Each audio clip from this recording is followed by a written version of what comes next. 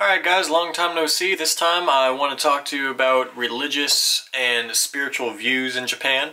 I touched on it very briefly in my video about New Year and people praying at jinjas and temples, but I wanted to get a little more in depth into that because Japan is a special case when it comes to religion.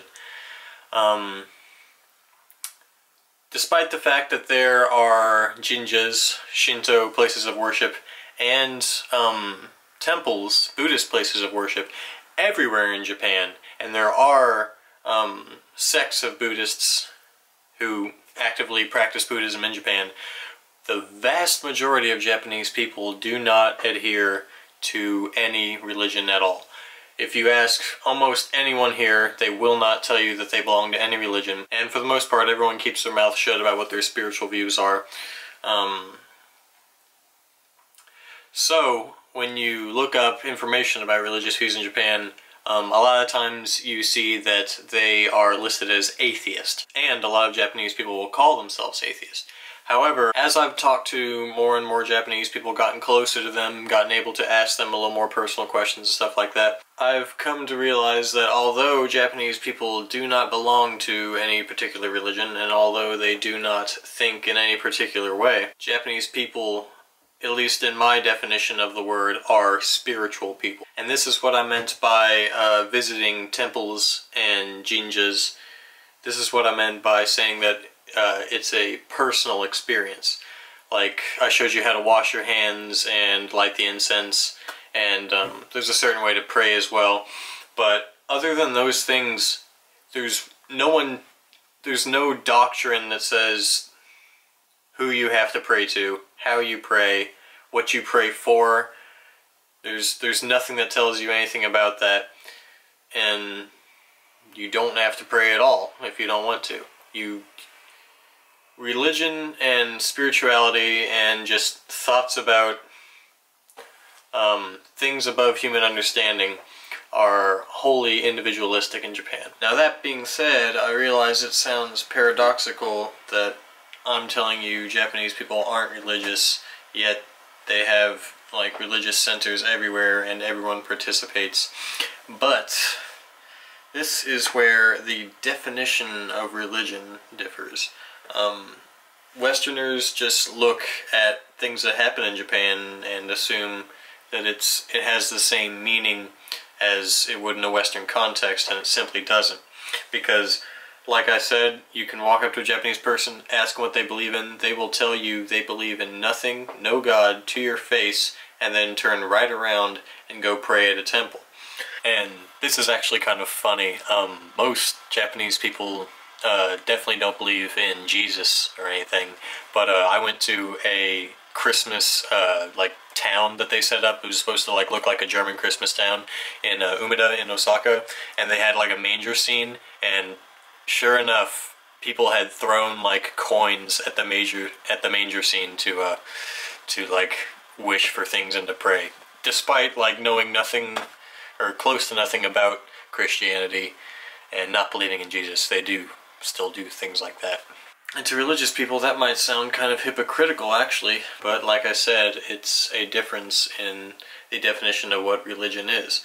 In Japan, religion is more of a tradition than something that's like completely real. Like, people will tell you that they don't believe in any gods or anything like that, but they're superstitious oftentimes. Like, they believe in bad luck and good luck and things like that. And they believe in omikuji, the thing I opened in 2 previous videos that tells you your luck.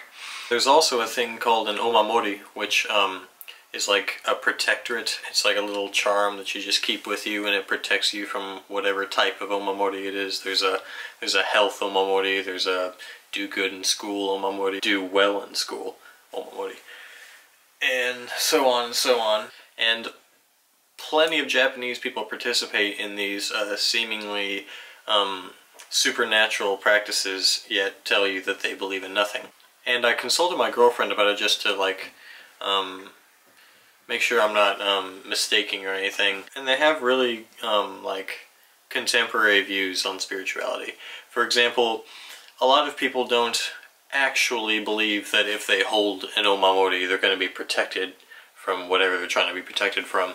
But there has been extensive research on the power of human thought, and although it's still very like iffy, it has been found oftentimes that the power of human thought can change the world around you. So a lot of people believe that they don't actually think some god is going to protect them from bad health if they hold a good health omamori, but they believe that because you have that omamori and you see it whenever you like open your wallet or something, it's in your mind, it's in your human thoughts, and that can, in a way, in theory, things like that can have a power over what happens in your life just because it's in your subconscious. So a lot of people, a lot of Japanese people believe in that, and honestly, I don't think that's a crazy idea at all. I fully think that that's a possibility. So in short, and I want to emphasize that obviously I can't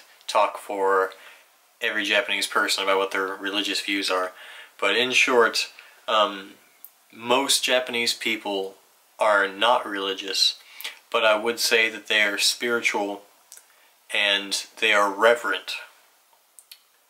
Despite not being religious, I do think they're reverent. Almost all of the Japanese people I've met are respectful of other religions and hold it in reverence, and they understand that it's important to people. I've never had any Japanese people make fun of religion. Not saying that there aren't Japanese people that would, but for the most part, they are reverent.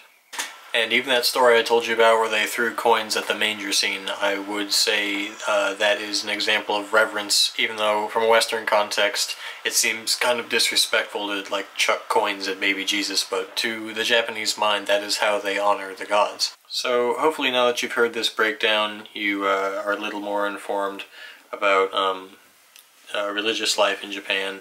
I could have made a 3-hour video and it not have been enough, but this is my basic impression. I've tried to take this video a little more seriously than my other videos because obviously religion is a touchy subject. But yeah, I hope you enjoyed it. I've got some other videos coming up, so thanks again, and please subscribe to me. This has been Afro Nihongo once again.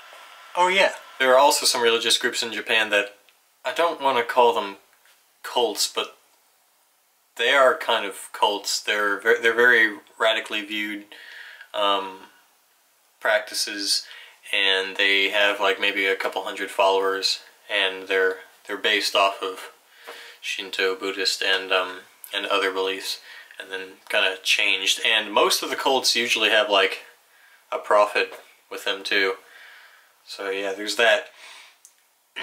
And also there is a very small Christian community in Japan.